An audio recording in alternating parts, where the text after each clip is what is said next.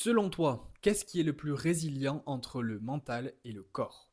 Personnellement, je pense que le corps est plus résilient que le mental. Pour simplifier, on va dire que la résilience, c'est la capacité de faire face à une certaine adversité dans le sport et d'essayer de la surmonter justement. Je pense que le corps va moins souvent nous limiter par rapport au mental et je vais donner un exemple. C'est vendredi, t'es fatigué de ta semaine, tu dors 6 heures par nuit depuis lundi, t'as passé une mauvaise journée au travail et du coup, évidemment que tu vas faire une mauvaise séance. Pourquoi? Parce que tu as toutes les raisons de faire une mauvaise séance. Non?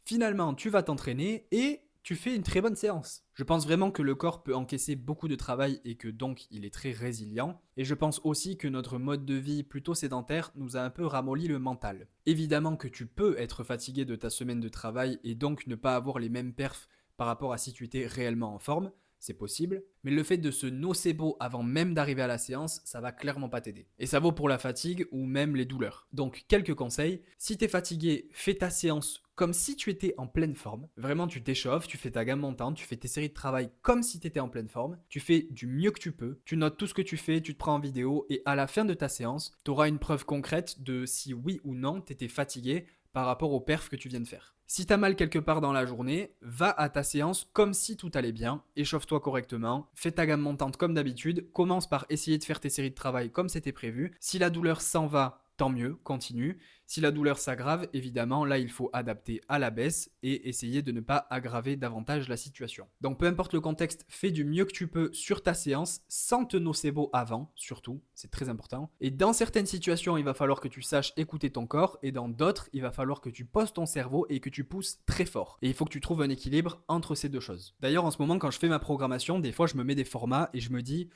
ça va être dur.